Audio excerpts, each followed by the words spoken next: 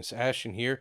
Today I'm going to be doing a comic books in review of Extreme Carnage. This is a series that spun out of the end of Venom as being written by Donny Cates, and honestly when it came out I had no hope for it. I was just going to pick up the first issue, kind of set it aside just in case there were any first appearances or anything and move on. But after reading it, I saw that there was actually some potential in this story. And I did hesitate on buying the second issue, but I did eventually, like a week later something, come around to picking it up.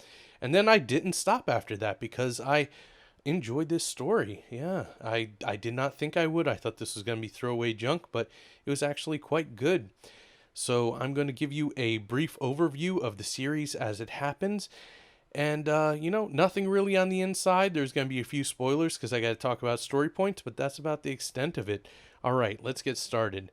This is Extreme Carnage Alpha. This is the wraparound cover. Looks really cool.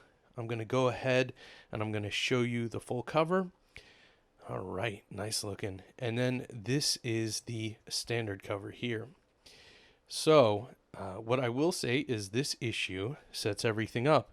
Sets up the whole conflict between Carnage returning and him trying to set up a hive, and a movement that is currently happening against symbiotes because people are tired of all the crazy stuff that just happened in the last saga of Venom, this being a direct follow-up to that.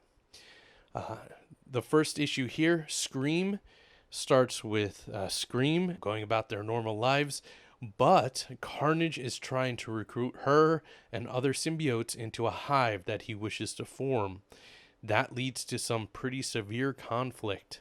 In the next issue, we have Phage here. I really hate this. Here, look up close here. You see that? You got the numbering right there, but then each issue says number 1 at the same time. So it really makes no freaking sense how each issue is number 1 and also part of a series.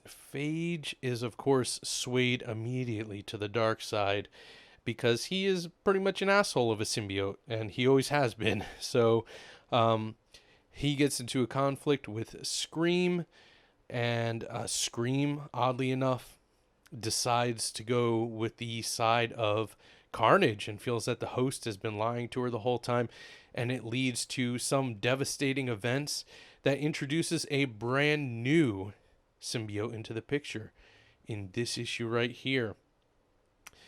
Lasher gets thrown into the equation. His host is old and confused, and he is ripe for Carnage taking over and using him to join his ranks. So Lasher, of course, goes with the bad guys as well. That leads to one of the most gory issues in the entire run. And what I will say is this series is brutal. Very, very violent. Lots of gore, bloodshed. I'm amazed that they got away with this without doing an M rating on these books. This issue, here's the same cover once again. I got 2 covers of this just because this is the first appearance of a symbiote called Silence, and which is sort of a hybrid between Scream and Anti-Venom. Then we have Riot joining the story. Of course, Riot is an asshole too. That whole lot of them that was introduced in Lethal Protector are all pretty much assholes. And so Riot, of course, goes with the bad guys. And we have, in the good guys ranks, we have right here, Toxin. Toxin is one of the characters. Of course, he would be a good guy. In the comics, I was really sad that he was one of the people that got a nonchalant death. Rather, his host, the cop. But I'm happy to see him back with a new host that was introduced actually quite a while ago.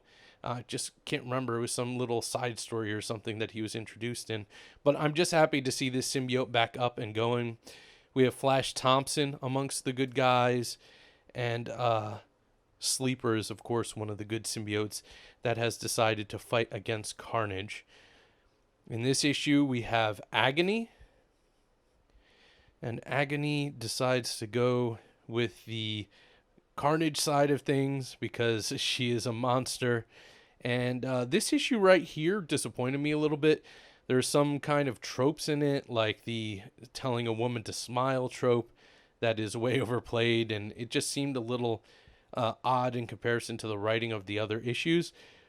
But overall, it fit into the story, but I would say that this is the weakest issue out of all of them. So if you get by this one issue, then you're pretty good. And then we get to the end here. This is Extreme Carnage Omega. I believe it's Omega. It actually doesn't say on the cover, so that's good. But here you get a good look at Silence, who's pretty kick-ass looking design.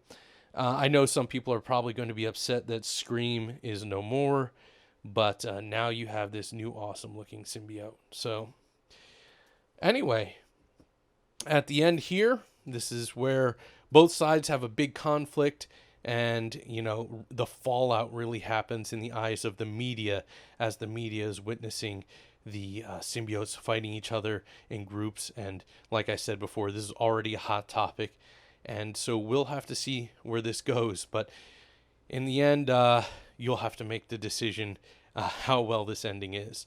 I'm not going to say it was a happy ending, but I won't say it was a terrible and loss of an ending either. More like the battle lines were drawn sort of an ending.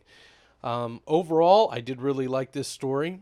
I don't have too much to complain about it. I do love the symbiotes, and I love seeing them all in use in a story like this. It felt very 90s Spider-Man, and that's really something I could get behind. So if that sounds good to you, then go ahead and check this out, or wait for the trade paperback or whatever. Anyway, I hope this gave you some idea of maybe something to look into. Hope you all have a great day. Yes.